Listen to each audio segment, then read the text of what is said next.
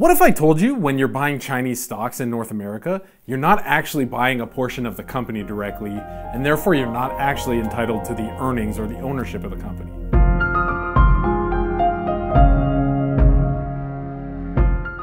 Welcome back to the channel, family. My name is Trey, getting in touch with you from Japan. I've been investing for a long time, and I've been running this channel for coming up on a year now. I very frequently get questions about Alibaba and Neo and xpeng and a bunch of different Chinese companies, Baidu and stuff like that.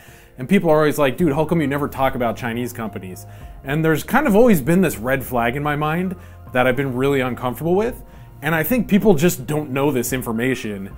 But I wanted to share it with you today so that you can better understand what you're actually investing in when you are investing in these Chinese stocks. Just for clarity, just to get this out there, I'm like super not racist. I grew up in Toronto, like the most diverse city in the world, and then I moved to LA where 90% of my friends were Chinese, and it was like to the point where it's like, 我是中国人吗? kind of thing, like, you know, and now I live in Japan and it's like, どう頑張っても日本人になれねえな. And so I hope you guys don't think I'm racist. I'm just putting this out there so that you know these facts as investors who are expecting ownership in a company. This year we've been seeing a lot of fervor, especially when it comes to stocks like Alibaba, Neo, xpeng, many others. Alibaba's getting a bit face punched recently with a bunch of the news. Check out this stock chart here. Basically Jack Ma kind of saying some things that upset the government, upset Xi Jinping and the CCP, and then following that,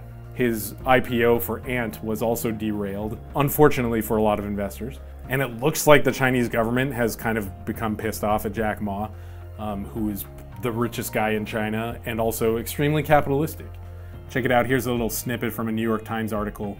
Last month, the authorities quashed Ant's planned blockbuster initial IPO, less than 2 weeks after Mr. Ma publicly castigated financial regulators for being obsessed with minimizing risk and accused China's banks of behaving like pawn shops by lending only to those who could put up collateral. On Thursday, on the same morning that the Alibaba antitrust investigation was announced, 4 regulatory agencies said that officials would meet with Ant to discuss new supervision measures.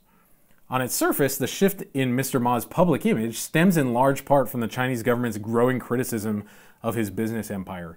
A look beneath the surface shows a deeper and more troubling trend for both the Chinese government and the entrepreneurs who powered the country out of its economic dark ages over the past 4 decades. And so we're starting to see a lot of kind of tension between communism and capitalism, and a lot of kind of fear of powerful people who've grown up in this Chinese system who are kind of more willing to stand up and criticize some of the ways that they're doing things. Obviously, they really came down hard on Jack Ma.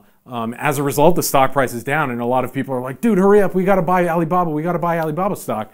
But you're not actually buying Alibaba stock. You're not actually getting ownership of Alibaba stock, or the company, or their cash flows, or their brand names, or things like that. Check it out here. We have xpeng going from very low stock price up to 73 bucks. Neo, similarly. Just a footnote, I was in Neo when it was like $1 a while ago, and sold out way before any of this chart existed. And so that kind of sucks, but whatever. Here we have Baidu, similarly insane plateaus in recent months.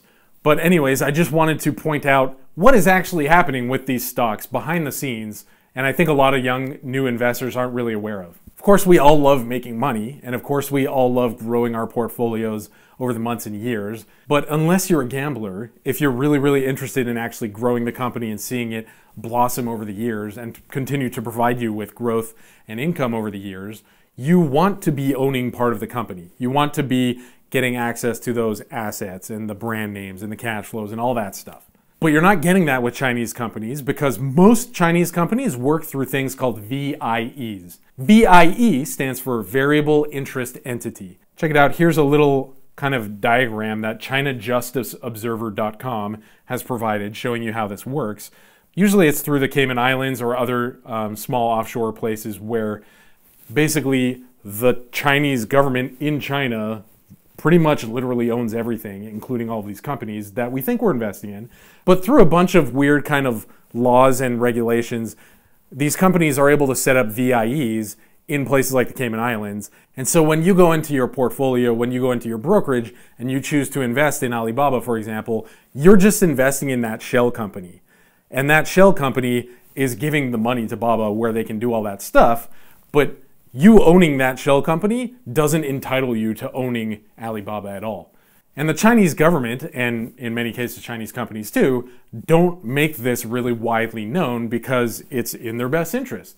It's the easiest way for them to get foreign investment money, to get your money for them to use and grow their businesses without actually giving you the allowance or the right to any control.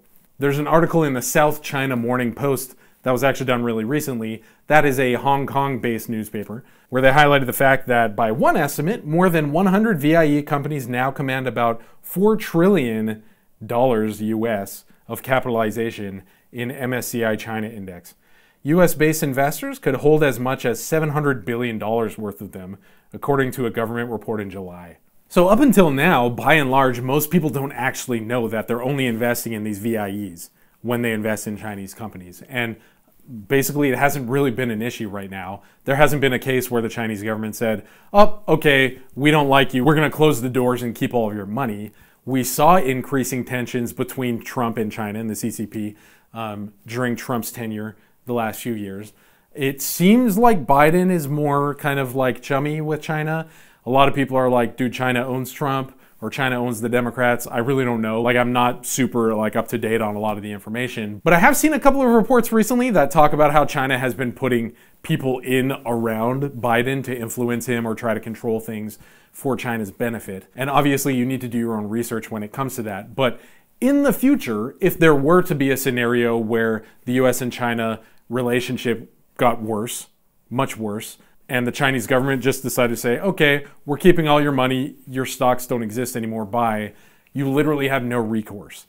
Obviously, it's not in their best interest to do such a thing because nobody would ever invest in them again, and that would cut off their potential for growth in the future. But they could do that, and you would have no say in the matter. Like, US wouldn't be able to go, like the SEC or something, wouldn't be able to go to China and be like, hey, this guy owned 100 of your stocks, give him his money back, please, okay? Like, they have no authority. Everything in China is owned and run by the Chinese government, even land. Like, you can only lease land, I think it's for 80 or 90 years. You never own land permanently. And for the most part, most Chinese companies who you can invest in are run through VIEs. And very, very few foreign companies are able to actually own their land or their factories as well. The SEC also highlighted a bunch of these concerns in a paper that they released in November as well, where they listed a number of different scenarios that could play out that could really screw you if you're investing in these VIEs. So how do you find out if one of these Chinese companies you're thinking about investing in is actually a VIE? The most foolproof way to do it is to look up the Form F1, which they need to submit to the SEC when they're applying to receive investment as a foreign entity. Another simple way to do it, but it's not quite as trustworthy, is to just Google it. Is Alibaba a VIE? Yes, it is. Is Neo a VIE? Yes, it is. Is xpeng a VIE?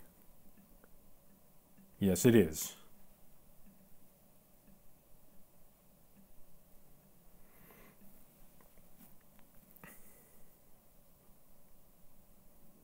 Is Baidu a VIE?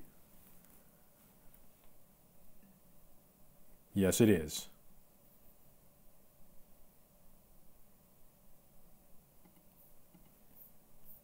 And interestingly enough, if you go into the Form F1 for xpeng, it straight up tells you that this is a risk factor for potential investors. It says, if the PRC government deems that the contractual arrangement in relation to our consolidated VIEs do not comply with PRC regulatory restrictions on foreign investment in the relevant industries, or if these regulations or the interpretation of existing regulations change in the future, we could be subject to severe penalties or be forced to relinquish our interest in these operations. So xpeng is saying, hey guys, you can invest in us if you want to, and we'll try to do our best. But if the Chinese government wants to change any of the rules or any of the interpretation of any of those rules, sorry, you're on your own. They straight up tell you this in these documents. And so this is something I really wanted to highlight, and kind of a really long roundabout way of answering the questions in the comments section over the last few months, when people are like, dude, why don't you invest in Baba or Neo or whatever? This is kind of the main reason why I don't. I'm excited to see China's growth. Obviously, I like to see when the stocks are growing as well, but I also like to see when people's standards of living are improving too. And that's something I try to do in Asia over here as a small businessman as well. But when it comes to a lot of the stances the Chinese government takes on humanitarian things or a lot of the different international affairs type things, like I don't really want to support that at the same time. And also there's just like, you don't really know what's going to happen. Like it's just like they close the borders, your money just disappears. To me, a lot of people talk about how investing in cryptocurrencies is like way risky, super risky, and they don't want to touch that. Like I feel like investing in Chinese companies is even more than that. So that's some food for thought for you. I hope that was helpful. I hope that illuminates some of the risks for you. I want to hear your thoughts. What are your thoughts? Let me know down in the comments section. Will this affect the way you invest in Chinese companies going into the future? Or are you fine with it? What do you think? Thank you guys so much for your time. Have a great one and talk to you soon.